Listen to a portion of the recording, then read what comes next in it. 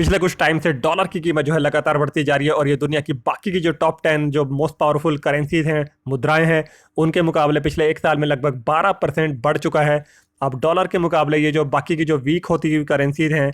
ऐसे देशों की आर्थिक परेशानियां जो है बढ़ गई हैं डॉलर के मजबूत होने से। अब देखिए, डॉलर का सिर्फ मजबूत होना एक कारण नहीं है, बल्कि अमेरिका के अंदर जो ब्याज की दरें हैं, इंटरेस्ट की रेट्स हैं, वो भी बढ़ रहे हैं। अमेरिका बढ़ा रहा है उसे, ये भी जो है बैड न्यूज़ है बाकी की करेंसीज और बाकी की जो अर्थव्यवस्था है उनके लिए। अब देखिए, वैश्विक जो अर्थव्यवस्था है, ग्लोबल इकोनॉमी, वो काफ़ी चैलेंजेस का सामना कर रही है। उनका डायरेक्ट कारण जो है डॉलर का बढ़ना या अमेरिका के अंदर जो इंटरेस्ट रेट्स हैं, ब्याज दरें हैं, उनका बढ़ना ही कारण नहीं है। लेकिन यूँ समझिए कि आग लगी हुई है, कारण बहुत सारे हैं, जैसे कि यूक्रेन वॉर भी एक कारण है और पैंडेमिक चल रही है कोविड की, वो भी एक कारण है। तो आग ऑलरेडी लगी पड़ी है, they are in the recovery mode. लेकिन डॉलर का बढ़ जाना ये उस आग में घी डालने का काम कर रहा है। अब डॉलर के महंगा होने का डायरेक्ट मतलब यह है कि कर्ज लेना यानी कि लोन लेना और इंपोर्ट करना दोनों ही महंगे हो जाएंगे। अब बात करें अगर ग्लोबल इकोनॉमी की, वैश्विक अर्थव्यवस्था की, तो डॉलर जो महंगा हो रहा है, जो उसकी कीमत बढ़ रही है, उससे दुनिया भर के अलग अलग हिस्सों में जो इकोनॉमिक एक्टिविटीज़ हैं, आर्थिक गतिविधियां हैं, वो स्लो डाउन हो जाती हैं और इसका इम्पैक्ट ये होता है कि ग्रोथ जो है उस पर असर पड़ता है। और ये सब इस ऐसे समय पे हो रहा है जबकि महंगाई जो है बिल्कुल टॉप पे चल रही है, अपने चरम पे चल रही है, अपने पीक पे चल रही है। और इस ऊंची मुद्रास्फीति के कारण जो हाई इन्फ्लेशन है, उसके साथ साथ जो है जो ऊंचे ब्याज दर हैं, वो भी एक डबल चैलेंज बन करके जो है सामने आया है वर्ल्ड की इकॉनमी के लिए। अब हमने यहाँ पे दो चीज़ें जो है डिस्कस करी हैं कि डॉलर के महंगा होने से जो है एक तो कर्ज लेना महंगा हो जाता है, दूसरा इंपोर्ट करना महंगा हो जाता है। देखिए, कर्ज लेना कैसे महंगा हो जाता है ये समझते हैं।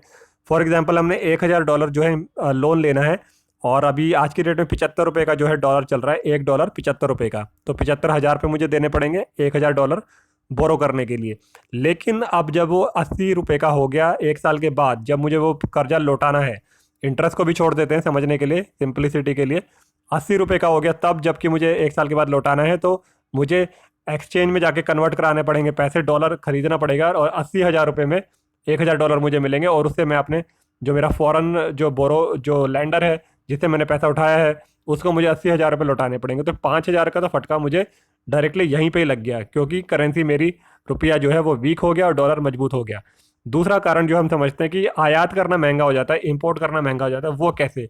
फॉर एग्जांपल, मैंने बाहर से जो है कोई चीज़, प्रोडक्ट जो है मैंने इंपोर्ट करा। फॉर एग्जांपल, हमने कोई मेडिसिन जो है अमेरिका से इंपोर्ट करनी है जो कि $100 की है, यानी कि आज मान लो 75 रुपये का डॉलर है, तो 7500 रुपये में आज मैं वो मेडिसिन जो है इंपोर्ट कर सकता हूँ। लेकिन अगर कुछ टाइम बाद मान लो डॉलर जो है स्ट्रांग होता जा रहा है, तो वो 80 रुपये का हो गया मान लो $1, तो अब वही मेडिसिन मेरे को इंपोर्ट करने के लिए 80 रुपये देने पड़ेंगे $100 के हिसाब से, यानी कि 8,000 रुपये देने पड़ेंगे। पहले वो मेडिसिन मुझे 7500 रुपये में मिलती थी, अब मुझे 8,000 रुपये में मिलेगी। अब आप समझ लीजिए बाकी की जो इंपोर्ट की आइटम्स है, ये तो एक मेडिसिन का हमने एग्जांपल लिया, जिसमें आपका फ्यूल हो गया, ऑयल हो गया, या आपकी मेडिसिन हो गई, आपका खाद्य पदार्थ हो गए, या आपकी कोई भी मशीनरी होगी, कुछ भी आपने इंपोर्ट करना है। डॉलर अगर महंगा होगा तो आपको चपत लगेगी, क्योंकि वो आपकी जो होम करेंसी है वो वीक हो रही है। हाँ, अगर आपको डॉलर में पेमेंट नहीं करना है सामने वाली पार्टी को, जो आपका सेलर है, तो आपको जो है इससे कोई फ़र्क नहीं पड़ेगा, क्योंकि डॉलर में आपको पेमेंट ही नहीं करनी है। अब भाई, सरकारों के ऊपर अगर फाइनेंशियल प्रेशर बढ़ेगा तो होगा क्या कि वो जो सामाजिक कार्यक्रम चलाती है, जो सोशल स्कीम्स चलाती है, जैसे कि पॉवर्टी एलिवेशन प्रोग्राम हो गए, एजुकेशन प्रोग्राम हो गए, या पीडीएस सिस्टम हो गया, तो उनके लिए जो है बजट कम पड़ेगा उनको चलाने के लिए। तो इसका इम्पैक्ट ये होगा कि वो देश जिन्होंने जो है बाहर से लोन ले रखा है, उनके ऊपर जो है फाइनेंशियल प्रेशर बढ़ेगा, क्योंकि अब उन्हें जो है ज़्यादा पैसे उन्हें लौटाने पड़ेंगे। दूसरा कारण ये कि जो जो महंगा इंपोर्ट हो रहा है, महंगा आयात हो रहा है, उससे जो है आपकी घरेलू जो आपकी इकॉनमी है घरेलू, उसमें जो है चीज़ों की कीमतें बढ़ जाएंगी, महंगी हो जाएंगी, तो आपकी इन्फ्लेशन भी बढ़ेगी डोमेस्टिक मार्केट में। इसका एक इम्पैक्ट ये भी होगा कि जो फॉरेन इन्वेस्टर्स हैं वो आपकी करेंसी में, आपकी कंट्री में पैसा इन्वेस्ट ही नहीं करेंगे, पैसा लगाएंगे नहीं, क्योंकि मान लो उन्होंने 75 रुपये के हिसाब से आज अगर पैसा लगाया आपकी कंट्री में, इंडिया में मान लो, तो मान लो $1,00,000 लगाया, तो 75 लाख रुपये उन्होंने लगाया। लेकिन एक साल के बाद जो है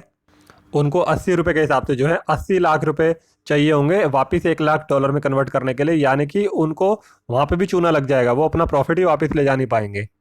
दूसरी तरफ जो अमेरिका के अंदर इंटरेस्ट रेट्स बढ़ रहे हैं, तो उनको वहीं पे जो है ज़्यादा प्रॉफिट मिल रहा है उनकी इन्वेस्टमेंट के ऊपर, तो वो अमेरिका से बाहर इन्वेस्ट ही क्यों करेंगे। They will go back to their own country, और वहाँ पे वो जो है अपनी पूंजी को सुरक्षित रखेंगे और वहाँ पे इन्वेस्ट करेंगे।